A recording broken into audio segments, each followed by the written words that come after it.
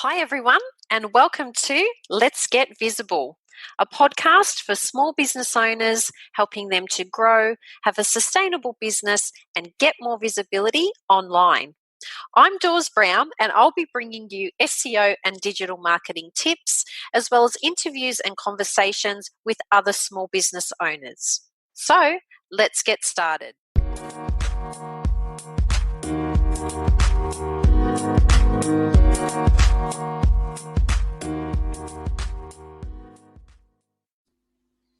In this podcast episode, I'm joined by Esther Colman.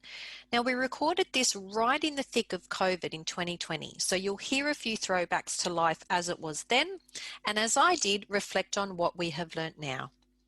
Esther is the Director of HR Department, Eastern Suburbs, Sydney, who provide outsourced human services support to small and medium-sized businesses. Esther has over 20 years of HR generalist experience, holding senior HR roles in both Australia and the UK. She holds a B.Sc Management Studies degree and a Diploma in HR Management, and is also a trained facilitator and mediator. During her corporate career working at a senior management level, she gained a wealth of knowledge and experience in areas such as employee relations and law, performance management, recruitment, training, change management, and HR policy and procedures.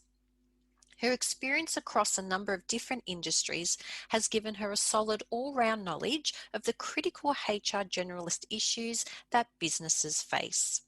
She is passionate about helping SMEs thrive through offering pragmatic and personal advice, and is here to support local businesses with everyday people problems that they face. So let's welcome to the Let's Get Visible podcast, Esther. Thank you so much for making time to join us on the podcast today. I'm so looking forward to chatting to you about that previous experience and that knowledge that you bring to small and medium business owners. And I really wanted to kick off and start with the reason why I guess you went from working with or for other organisations and businesses, and why you decided to launch your own. It was a couple of years in the making while I was in my last corporate job, which I really loved and enjoyed. But after a few years, I found with corporate roles, I'd come in, I'd done some quick wins, made some changes, and then it tended to just be maintenance and business as usual. Yep. So I was looking for a new challenge, and in the last year of my last corporate job, I did an advanced leadership program and really upskilled myself in some contemporary leadership practices, and that really ignited me to take on a new challenge and use what I know and my expertise to see if I could run my own business. My husband has run a few businesses before, and I would always say to him, I'm much happier in my corporate safe bubble. So he was quite surprised that I wanted to take this leap and this risk to do it. But I was thinking in preparation for this podcast, I think my reasons are threefold, and it all begins with F, nice F words. The first one is flexibility. So having that flexibility as a small business owner to drive your own agenda. And that links into the second F, which is freedom to be able to determine who I want to work with and the type of work that I want to do, and really to use my strengths. Yep. And finally, probably the most important one is family. Yes.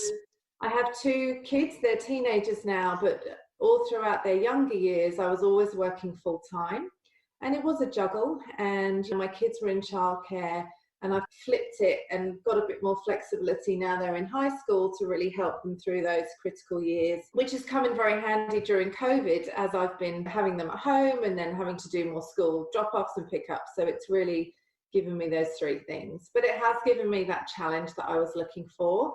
It's pushed me out of my comfort zone, and it's got me into that zone of learning new things. It's about running a business or learning different awards as I work with lots of different industry sectors. Yes. And I guess with that too, as you said, there's lots of learning that happens, but you're going from just, and not that it's just, but being an employee and working for a company or organization, you're doing that role. Whereas when you're a business owner, small business owner, you then start to have to wear many hats. So it's not just what you would necessarily specialize in or the magic that you do, but you need to learn and adapt to all of these other components of running that small business. So when you think back to the 3 F's, and again, they're all friendly F's, so the flexibility, the freedom, and the family. How did you find that experience, particularly when you launched in, having to, yes, definitely specialize in the area, of HR, but also take on all of these other additional roles as part of that small business owner, person? It is true, you do wear many hats, and I have a newfound appreciation of all small business owners, and that's why I love working with other business owners, because I am one and I can relate and learn from them. With family, it was an adjustment. It was really, when you first start out, you might not pay yourself a salary for a few months, and we had to make some adjustments to how we lived as a family, with going from 2 parents on kind of corporate level salaries to starting out. So that was an adjustment. But I'm hoping that my kids have benefited from having me home and around a little bit more to assist them. So it's funny, the many hats you wear as a small business owner. I feel a little bit like that sometimes in HR. One minute I'm a teacher, the next minute I'm a mediator, the next minute I'm a problem solver. Lots of different hats I wear in my everyday work, and that's what I really like, is that variety. Yes. Of the work that I do.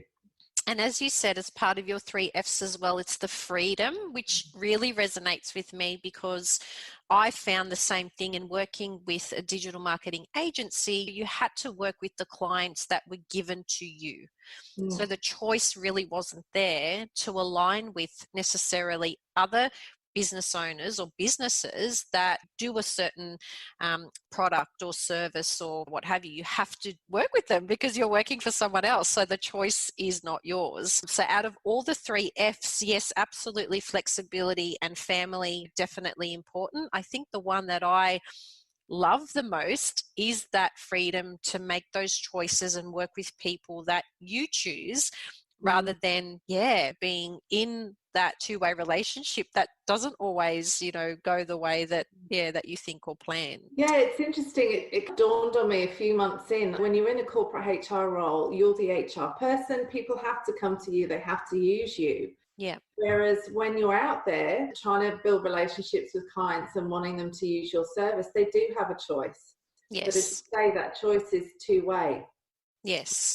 Also determine the types of business owners that we want to choose to work with. And for me, that's ones that are very aligned in terms of values around how they want to create a thriving culture for their employees, be compliant, do the right thing, and not take shortcuts. So it's around, it really is that 2-way street of choosing each other in the process. Absolutely. And I found too, in having that choice, that I fell back in love with what I was doing. I always loved digital marketing. I always loved SEO. But when I started to do it for myself as that small business owner, I found my passion for it actually increased as well. So do you find that because it is yours, it's your little baby and you're representing your baby, do you find that your level of passion for what you do also changed? I think it certainly reignited maybe some of the passion that was waning when I was in corporate life, because it was all very cyclical. It's time for the process, it's time for the performance appraisal process, and you're dealing with all the same people all the time. For me, that passion has come with the variety of people that I get to work with, and really understanding that I can bring value to their business, and I can see the changes that we make together really having an impact. So definitely passion for the people has always been there, and now being able to deploy that in a different way is really exciting. Love it. Absolutely love it. And you've touched on who it is that you serve, which is the small to medium-sized businesses. So as part of the services that you offer, can you tell us just a little bit more about how that process works, particularly say for someone like me or for someone who has a business that has employees? Where can you really fit into that role or that relationship with them in business? I think, yeah, so my kind of ideal business is anyone from someone who's starting up a business, or they may have just wanted to be hiring their first employee and Yep. they need employment contracts, or they need a position description, or they need a performance appraisal process, or they need assistance with recruitment. So it can be right from that very startup phase to Mm-hmm. larger clients who aren't quite big enough to have an internal HR person sitting on their team, but it's like having your accountant or your bookkeeper. You've got that trusted advisor that's external but in partnership with your business to really help you through your people strategies, whether that's how you recruit and retain people, how you onboard them, how you keep them engaged, and also solving problems. I think there's a couple of times that clients come to me. One is they're starting out and they're not sure what to do and they need help getting that first person on board. Two is they've got a problem. Yes. They may have a difficult workers' comp claim, or they may have someone who's not performing, or someone who's got other issues. And that's where I feel that I can come in and listen and really understand what that problem is and help them come to a solution. So for me, when I'm starting out with any new client, it's about really understanding their business and how what they do from a people perspective is going to align with what they want to achieve in terms of their business goals. So if it's growth, how do we support that growth, and what skills do you need to move the business forward? And yeah, I work with clients in a couple of different ways, and it's very flexible. So either a pay-as-you-go basis, they say, oh, I need this piece of work doing, or on a retained basis where they have me on tap at the end of the phone or the email, and I can write simple. I do a lot of staff communications as well. Oh, I need to send something out to the team around this, and so I can help in that way as well. And it's all very, it's not cookie cutter templates and online systems that generate spurt out a contract at the end. It's all very bespoke Yep. and tailored for the business, and that's what I love. I almost feel like I'm a part of the team of 20 plus businesses that I work with, which is great. Yes. Absolutely. Love it. And again, resonating with me as well. I don't do cookie cutter. Everyone that wants to work with me comes with a different issue that you're trying to solve. And so I think it's important to have that type of tailored service because it is very unique and very different, but it's specific to the business that you're working with as well. I think definitely templates and automation has a place and a purpose, but when, working in roles similar to your role and also similar to mine, sometimes, or a lot of the times, that doesn't work. It doesn't really provide the right support or help that business needs at that time. And without breaking any sort of confidentiality or rules like that, do you find there are any common issues or areas that pop up for small business? Is there something, that you can share with us about that? I think compliance and ensuring that you're paying your employees correctly and understanding the very complicated modern award system we have Yep. is an area where I can really come in and add value, because business owners don't want to be reading through 82 pages of an award to see if their employees are covered by that, and then how much do they need to pay them. Do they pay them according to the award? Do they pay them a salary and over and above award? So all those different decision-making factors, I can take off that burden and provide recommendations to ensure that they're compliant. Is there a significant difference between small business, medium business, and I guess some of the common things that you see with them, or is there a commonality between them? I think it's fairly common. I think with small business owners, you need to make sure that you're employing strategies that aren't too over the top, that are simple, that are pragmatic for their business, that aren't going to feel like you're trying to shove a corporate solution into a small business. Yes. They're often family owned. The business owners know their employees very well. And I guess that's another area that I find common, is that business owners are so close to their people that sometimes they can't see the wood for the trees, and they might need external input or assistance to have a difficult conversation with an employee about something. Yep. And sometimes I'm called in to help with those difficult discussions because it's a little bit close to home with their own people. People are people. They normally want the same things out of work. They want a challenging role. They want a leader or a manager that is giving them good direction and inspiring them. They want to know what they do contributes to the business, and they want to feel valued doing it. It sounds so very simple, but there's a lot of ways that you can achieve that. And I think one of the ways it's easier in a small business is that you don't need to do a massive survey of 10,000 people to work out how your culture is or how your employees are feeling. It's a lot easier to get that feedback from a small business. Yeah, absolutely. That's a great Awesome. point. Yeah.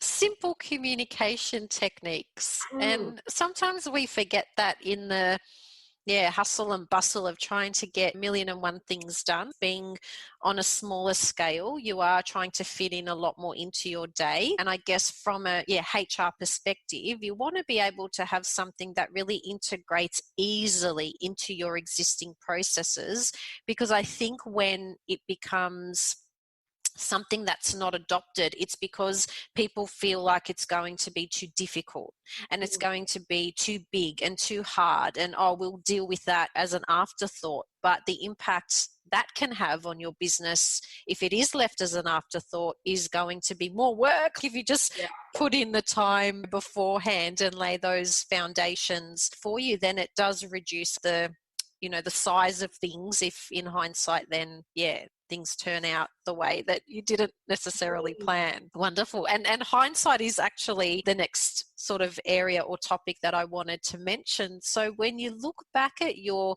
many years of experience in HR and then deciding to take that leap because of the 3 Fs, is there anything that you would do differently when you think about the way in which you launched your own business, and why?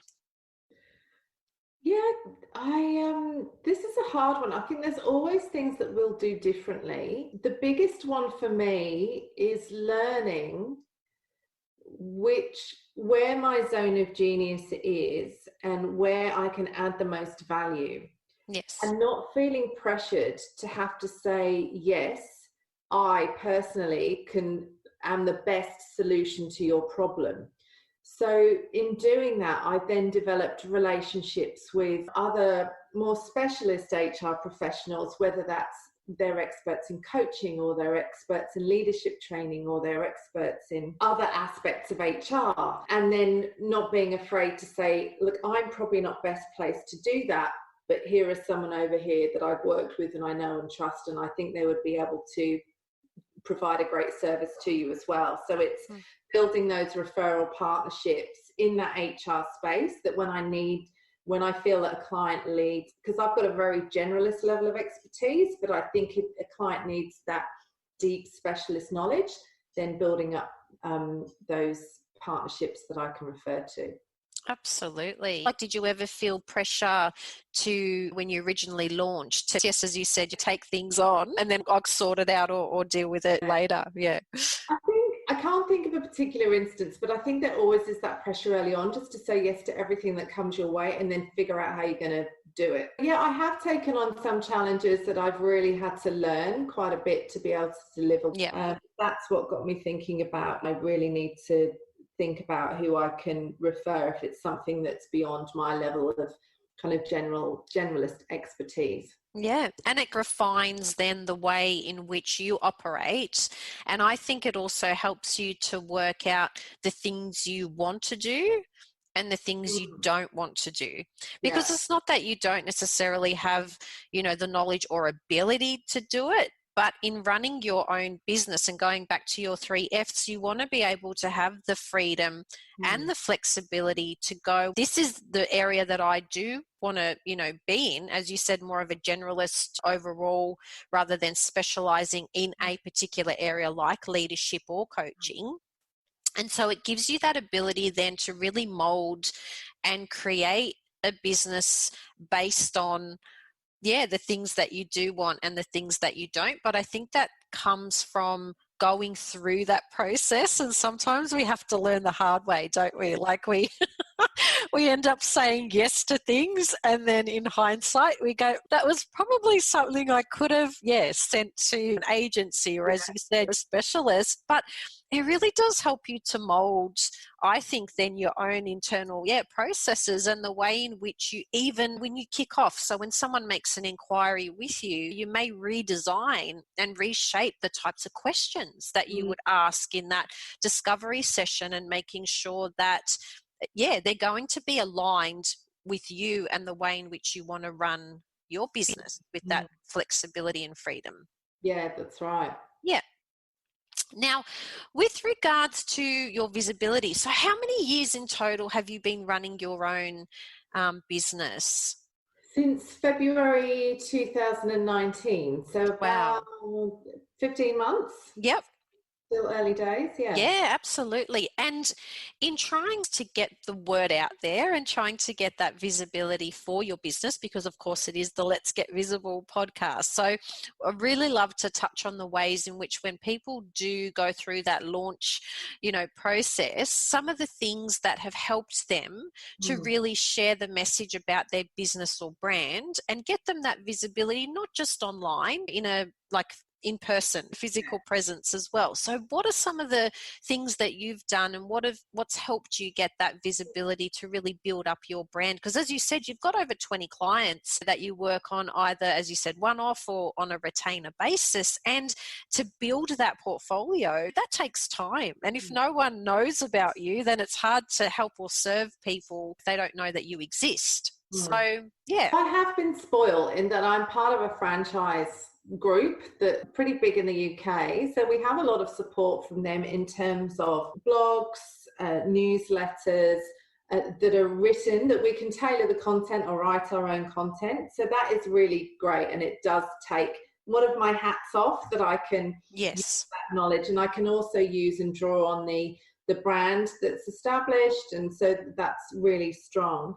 But for me, it's been an awful lot of networking, which I actually really enjoy. So initially face-to-face, so joining groups like B&I, like B.Sc, being available to do things like this, jump on a podcast or run a webinar, and becoming known as that credible expert. I've written a number of articles. I've offered to write articles for, local newsletters and those types of things.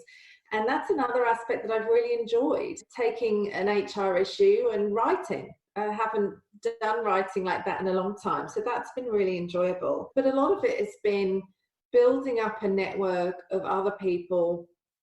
And my business grows essentially through a lot of word of mouth referral marketing. But that doesn't mean to say that I still don't need to have an ongoing presence on Facebook and LinkedIn. So I'm quite active with those types of posts and activities and sharing relevant information. But networking has been just amazing, just to get out there, meet new people, and the whole principle of how, not just what's in it for me, but when I meet a new business, okay, I'm thinking, how can I help them to grow their business at the same time as that they're helping me to grow mine? So that reciprocity, partnership, if you like. And so all those different things have really made a difference. And before COVID, I was only really in my office a couple of days a week max. I was out and about, meeting people, seeing existing clients, meeting potential new clients.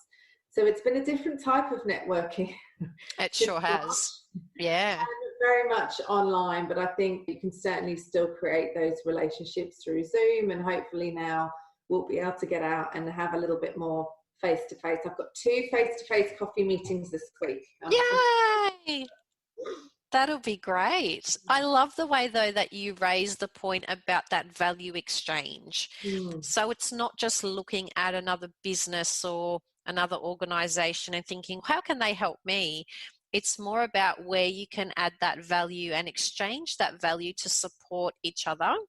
One of the things that I've learned, yes, I'm a solopreneur and a small business owner. I don't have employees, but my gosh, I did not get to where I have on my own. And I think sometimes we forget that, you might be running your own business, but it doesn't mean that because you don't have a team that you're actually getting to where you're going by yourself.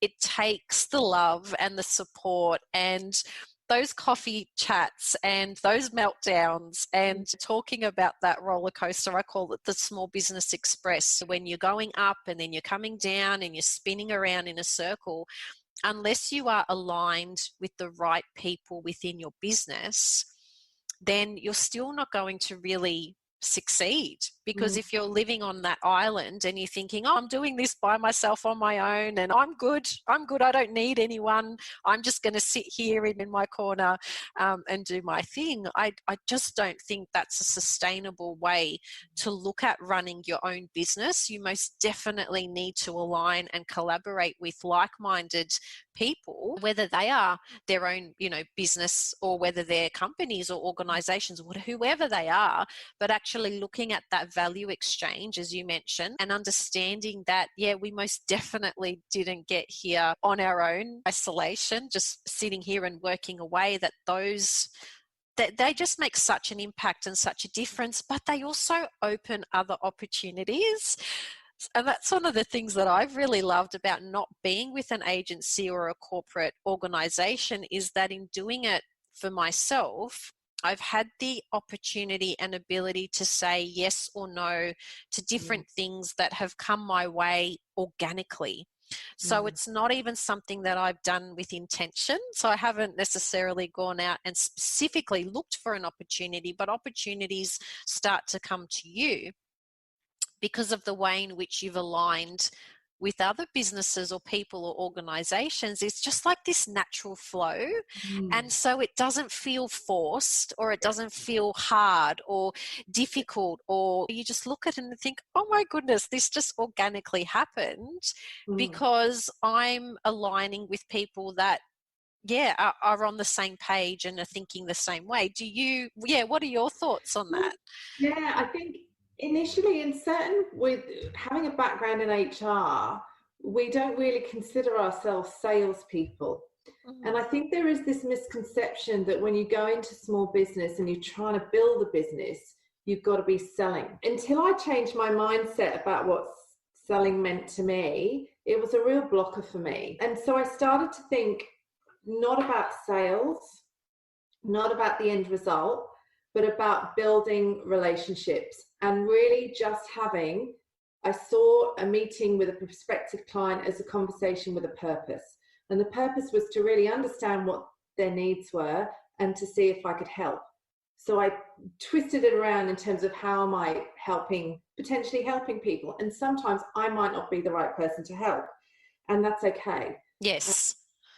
So I think that was something that I found really useful to reframe in my mind what it meant to be a business owner, to try and pitch. I don't think of it that way at all. And because I'm not thinking that way, I'm a lot more relaxed about having those conversations. And even talking about pricing, at first I was horrified. Maybe it's the conservative English person in me. You don't talk about money. No. And, I'm obviously a lot more relaxed now about talking about this is the investment for X, Y, or Z, and I feel comfortable with that. But it's a very uncomfortable feeling at first because you're selling your own personal yourself. What's in your head. So it's about helping the client to understand how you can help them rather than sell them a product. I love that. And I think I had that epiphany at an early stage as well, after maybe 6 to 12 months, rather than looking at what the services are and what the costs are and feeling really icky about it when you had to mention that to that prospect or to that client. I had that change of mind as well and just thought, I'm going to base it around pain points. What is it that they're really struggling with at the moment? Like, where can I add value to them? Because there's 1,001 different SEO and digital marketing agencies and consultants out there. And so the market is very far and wide. If they want to go and do a Google search and find someone who does those services, they're going to find 1,000,001 different results. And what is going to make you stand out is exactly as you said, building those relationships, listening to what it is that they're struggling with or what they're not really coping with at the moment, and then having something that's tailored and really bespoke around the best way to support them in that situation, rather than looking at it from, this is the package, this is the box that you fit in, this is the cost of that box, you either take it or you leave it, and going into that real sales mode rather than really looking at solving a problem. Yeah. So building those relationships and being that problem solver is an easier way of being able to translate what it is that you do in a more, just an easy way of doing it, rather than feeling like you're having to knock on that door and here's the set of steak knives and I'm going to throw in the lettuce chopper or whatever it is to go with it. It feels really icky. And I think a lot of businesses, when they launch, go through that growing phase. Yeah. And I really, think that's why you mentioned about the market being so saturated. You can Google any service and get inundated. And that's why building those referral partnerships is so important, because when I've had so many clients come to me, they've had a choice and they said, you know what, the clincher was because you were referred by, and I really trust them and I trust their judgment. So that is so important when people have such a massive choice as to who they want to use for their HR or their digital marketing or their IT, or there's more and more small business owners out there. And I think actually after COVID-19, there'll probably be even more. Yeah. People who've got a taste at what it's like working from home, a little bit more freedom, and maybe they'll be thinking about, well, now's the time for me to take a leap. Absolutely. But those, again, you've touched on a great point, the referrals, the like, no trust. If you can gauge that and really have that imparted with a potential client and you've got that word of mouth, it does separate you from all of the other searches and results that come up on Google, because you're getting someone that has actually said, yes, I vouch for Esther, I vouch for Dawes, I know the way that she works and she's worked with us before and we've achieved, great results. But it's really that relationship that you have with them that's so important. I think even at the end of the day, the product or the service you're delivering is secondary. Like when you've got a good relationship with that client, even when things are not going so perfectly, if that's a solid foundation with them, then they'll get the reasons why. But if it's just based around that product or service and that relationship hasn't been developed, again, it's not going to be something that's sustainable or necessarily long lasting. That's right. And we've already touched on this, but with the naughty C word, which is COVID-19, we've got naughty C's in this podcast today, which I loving this. What changes have you had to make? You touched on before that this week you've got a couple of in-person coffee catch-ups, which is really exciting. I know that sounds a bit strange, but I'm even so excited for you, knowing that, we've not been able to do that for the past 8 or 9 weeks. But do you feel like COVID-19 has either helped or hindered you in business? It's an interesting one, because very early on when it hit, I had a little panic moment and I looked at my cash flow and I thought I need to rein things in. Yeah. And then obviously there's been a lot more working from home.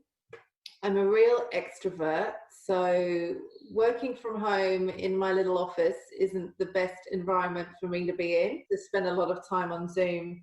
But then I just fairly quickly became very busy assisting so many clients with what decisions they needed to make about their team based on how their businesses have been impacted.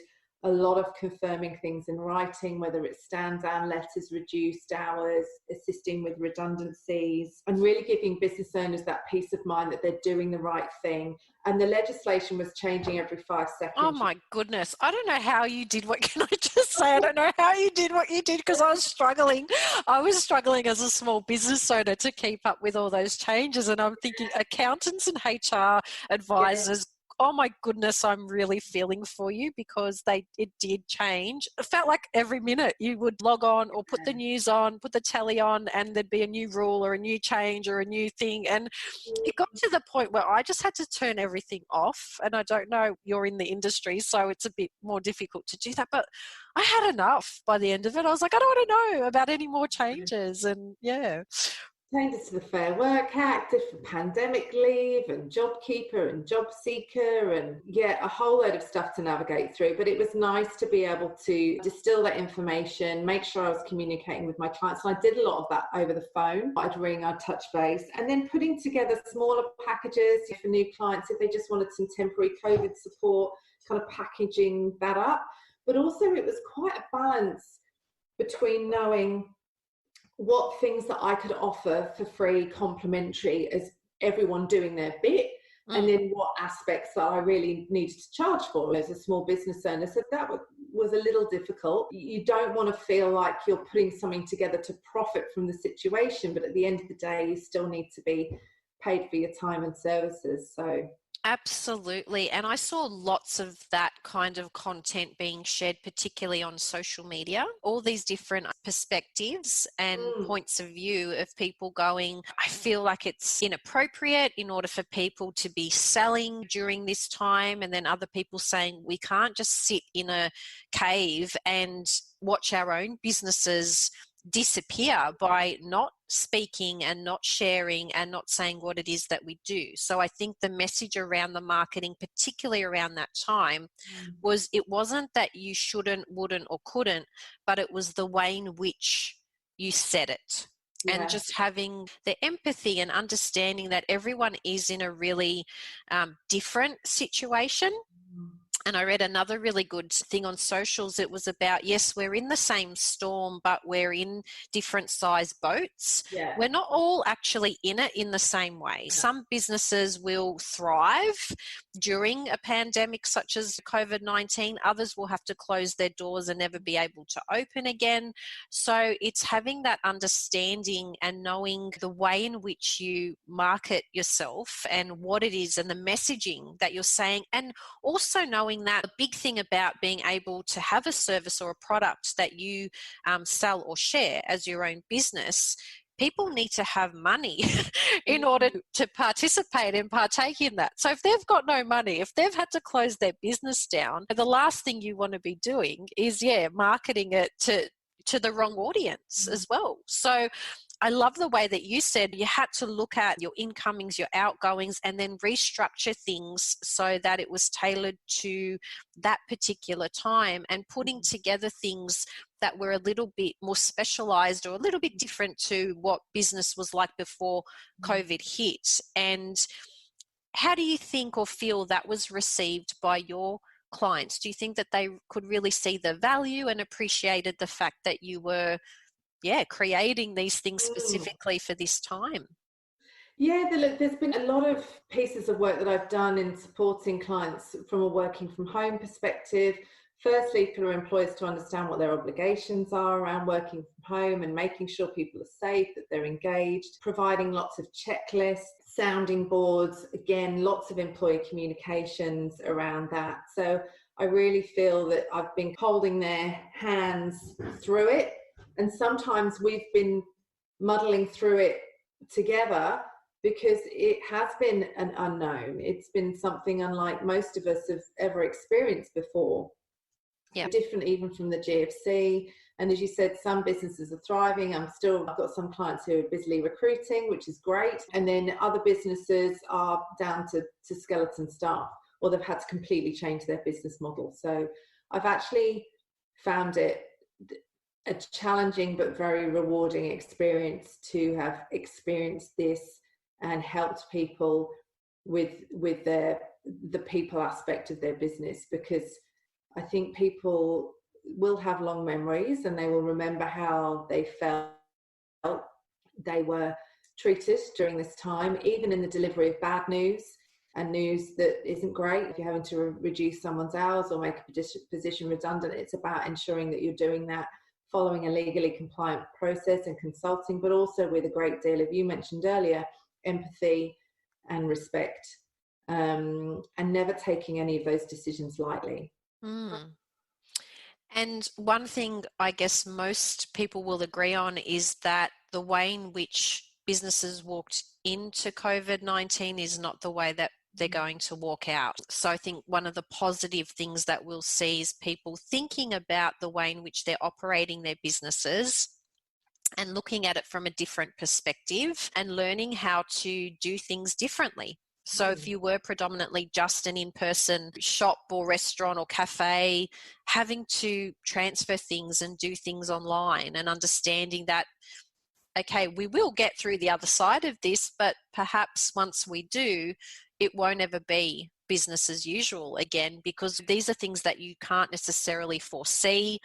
You can't map it in your diary and go on the 10th of August, such and such. You just can't anymore. And I think it's really opened our eyes to go, we can't control everything that happens externally to ourselves or to our own businesses. And so that's probably one of the benefits of a crappy situation and a shitty situation, is that we're looking at things from a new perspective and one in which we've not necessarily looked at before. Thank you so much for joining me today on the podcast. Now, if you'd like to get in contact with Esther, you can reach her in a couple of different ways. So she's on Facebook at the HR Department Eastern Suburbs, or you can follow her on Twitter at twitter.com Esther Colman HR, and she's also on LinkedIn under Esther Colman HR Department. Lots of value, lots of nuggets in our conversation today. Love hearing about it from a HR perspective, because it's completely, something new and something different to what I'm dealing with on a daily basis. So thank you so much for sharing all of that with us today. And yes, I look forward to staying in touch and meeting and catching up in person with you at a networking event, again shortly. Pleasure, Dawes. Thanks for having me on. Awesome. Thank you so much. Thanks for giving this show a listen. And don't forget to leave your feedback and rating, as this would make me very happy. Now, if you want to learn more about me or my services, please jump on over to letsgetvisible.com.au, where you'll also find links to my socials so you can connect there as well. Okay, well, that's a wrap for another episode. So I'll join you next time on the Let's Get Visible podcast.